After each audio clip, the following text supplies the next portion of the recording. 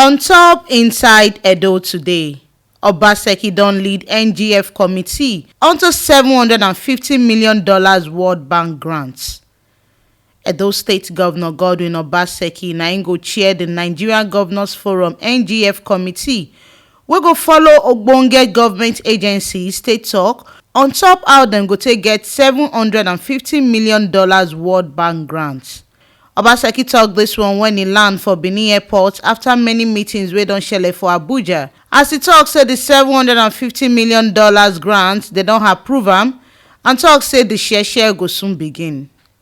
E tok say the World Bank grant e go help Nigeria 36 states to fit help governance and develop on top physical environment waka far.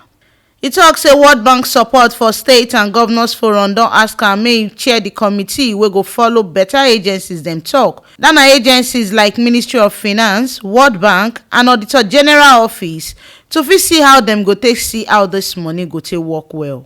World Bank support for states to help them improve governance, improve transparency and their fiscal environment, which is called the SIFTAS program.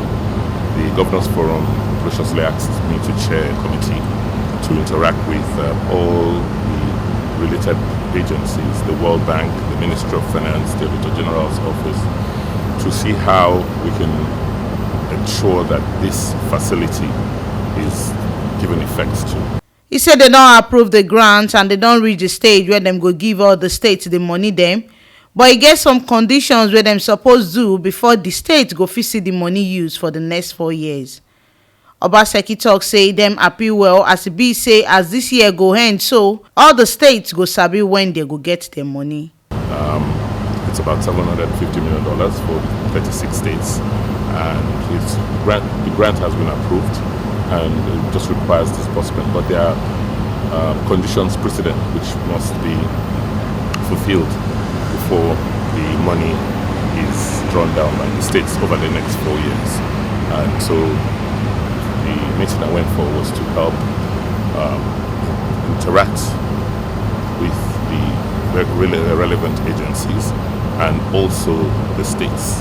And I'm very hopeful that by the end of the year we will be very clear as to when this disbursement will occur.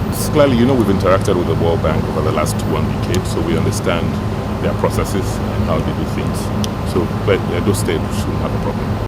Now here we see the ogbonge information reach on top inside Edo today. As Governor Godwin Obaseki na im go lead Nigerian Governors Forum NGF committee onto the $750 million grant wey World Bank wan give the states wey dey the country. Make una no come forget say this ogbonge informate so na T Live Media na im dey knack am dey give una. On top wetin dey shele for inside Edo. And to continue to dey get this ogbonge and sharp informate, make una no forget to like, comment and subscribe for our YouTube channel for T Live Media TV. Now fit still follow us waka enter Facebook, Instagram and Twitter for T Live Media. And our website sidon gidigba put for www.tlivemedia.com.